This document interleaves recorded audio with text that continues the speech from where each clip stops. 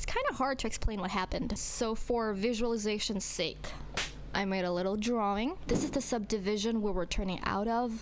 We stayed in our lane, but both lanes on our side were headed the same direction. Bear with me. The opposing lanes were on the other side, across a center underpass, which is pretty much a bridge.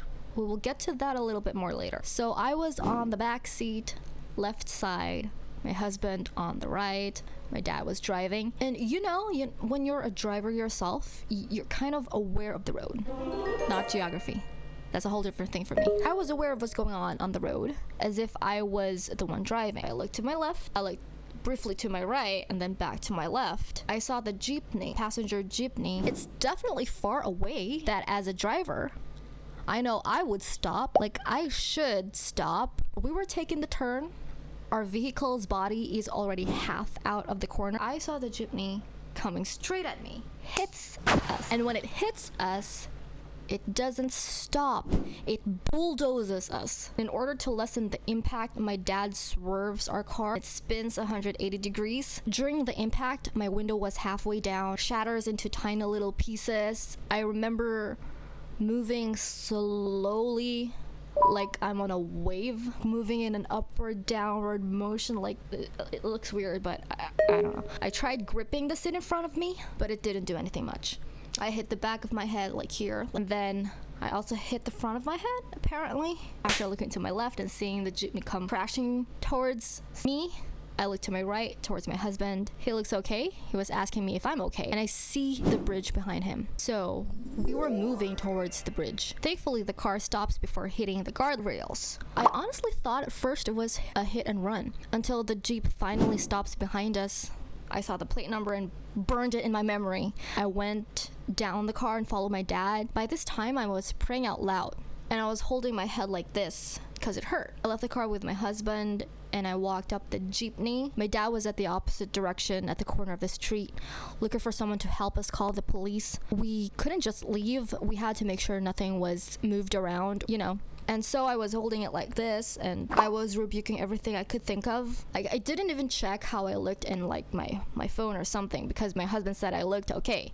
So I trusted that. No blood. I was just really concerned of a concussion, so I just prayed, because I can sense the evil in that moment. The spiritual warfare is real. Some of the jeepney passengers were shouting at me, and I understand that probably they were just concerned as well. I understood I must have looked crazy or like very panicky or something like that. I didn't mind them at the time. I kept on praying out loud, thinking of everything I could think of at that moment, asking for the Holy Spirit to remind me of what exactly to pray for and to bind. So the driver had gone down the vehicle at this point. I was talking to him.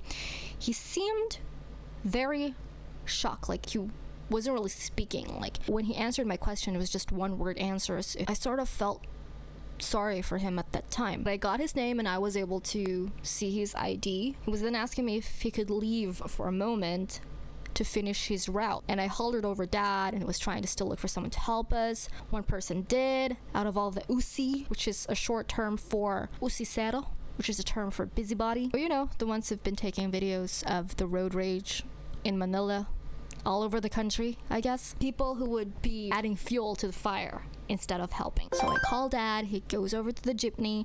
I told him the driver wanted to leave so he could bring some passengers to his last stop, and Dad said no, rightly so. We were waiting for the police. He addressed the passengers, asked and thanked for their understanding.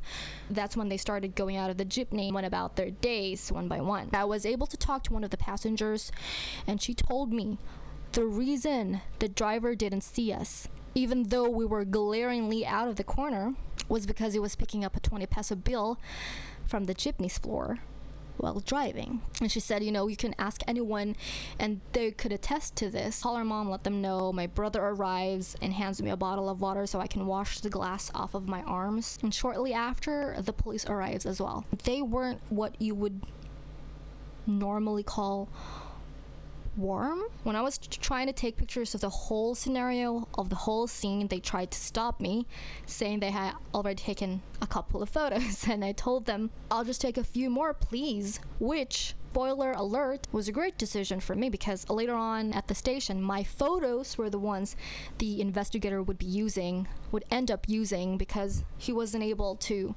get the official ones from his colleagues. That's Philippines for you. And the officers on site also insisted we take our own car. I'll rein in a little bit because I want you to take note of that. The officers on site, the ones who arrived, insisted we take our car to the precinct in the condition it was in.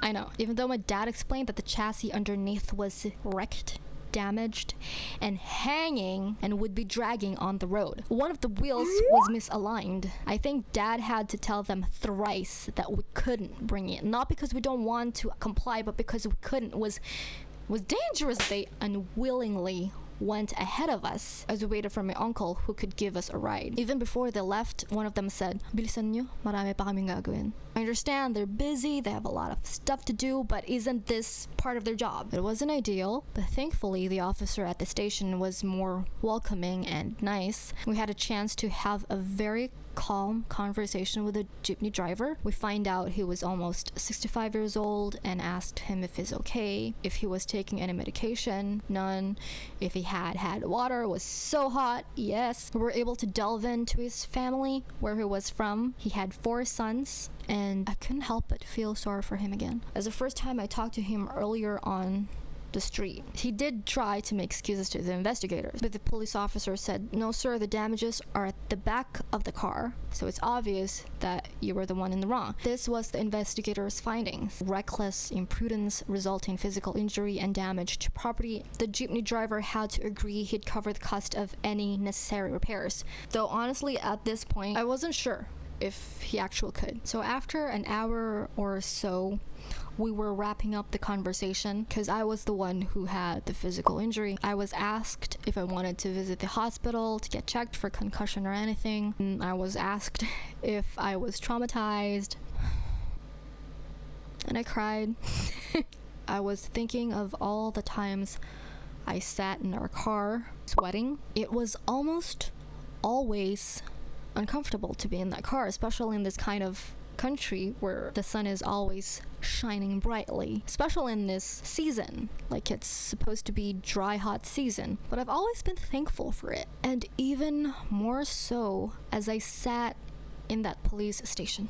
Because imagine if we had money for a new middle-class car.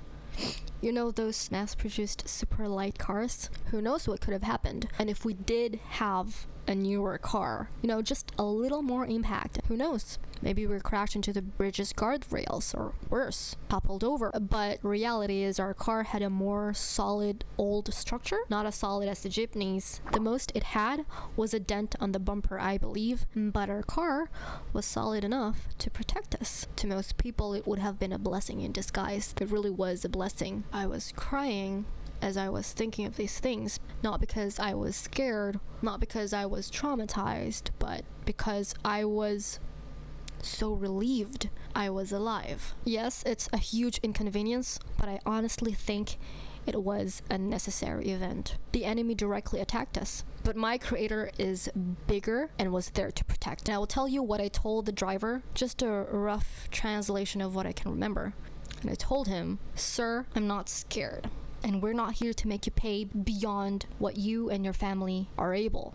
I just know that they wouldn't be able to pay for the full amount." I told him that I don't really care about the looks of the car. If you could just make it functional, that's it. I don't feel vengeful. That was out of the question for me. And I explained to him that I was crying because I was grateful to be alive.